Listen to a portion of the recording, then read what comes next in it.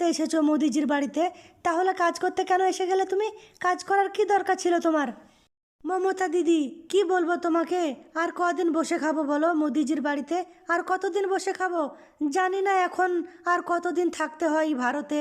তো কি করব বলো, একটা কাজে লেগে গেলাম, একটা ইনকামের রাস্তা দেখে নিলাম। এখন যদি 6 মাসও থাকতে হয়, 1 বছরও থাকতে হয়, কোনো সমস্যা হবে না। আমার আর আমার বোন রাহেনার কোনো সমস্যা হবে না। হাসিনা বাবু, আমি একটু গাছের নিচে ছায়াতে বসবো? রোদ্রে রোদ্রে কাজ করে করে আমার শরীরের চামড়া কালো হয়ে গেল। আমি একটু গাছের ছায়াতে বসবো হাসিনা বাবু?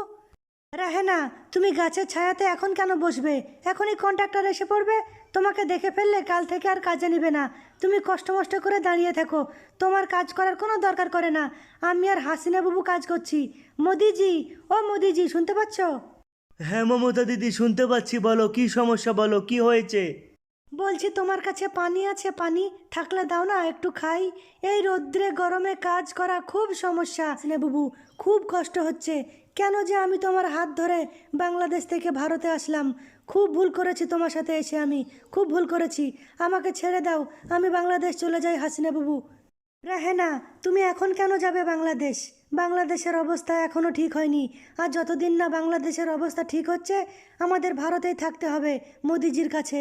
তাই তো আমরা এই জমিটা 3জন মিলে চাষাবাদ করব আর খাবো। কিন্তু হাসিনা বাবু, মোদিজিকে তুমি কেন বলছো না একজোড়া গরু কেনার জন্যে? মোদিজি, একজোড়া গরু কিনে নাও, আমরা পারবো না এসব কাজ করতে। রেহানা বুবু, গরু তো কিনবই, কিন্তু আমার কাছে তো এখন পয়সা নেই। আমার কাছে যে টাকা ছিল, তোমরা দুই বোন আমার বাড়ি এসে বসে বসে খেয়ে সব টাকাগুলো শেষ করে ফেলেছো। আরে কি হলো মোদিজি, কি হলো? চুপচাপ বসে আছো কেন? খাও। কেন খাচ্ছ না? খাও, কি হলো তোমার, বলো আমাকে। হাসিনা বাবু, একটা কথা বলবো? প্রত্যেক দিন সকালবেলায় পান্তা ভাত আমার আর ভালো লাগে না, একদম ভালো লাগছে না পান্তা ভাত খেতে। আর তুমি আজকেও পান্তা ভাত করেছো, আমি খাবো না পান্তা ভাত হাসিনা বাবু। তো কি খাবে তুমি মোদিজি, বলো কি খাবে? হাসিনা বাবু, তুমি রাগ করো না। প্রথমে আমি একা ছিলাম, যা খুশি খেতাম সকালবেলায়। যেদিন থেকে তুমি আমার বাড়িতে এসেছো, সেই দিন থেকে আমার সংসারে অভাব, সেই দিন থেকে আমাকে পান্তা ভাত খেতে হচ্ছে। বলো হাসিনা বাবু, তুমি কবে আমার বাড়ি থেকে যাবে বলো?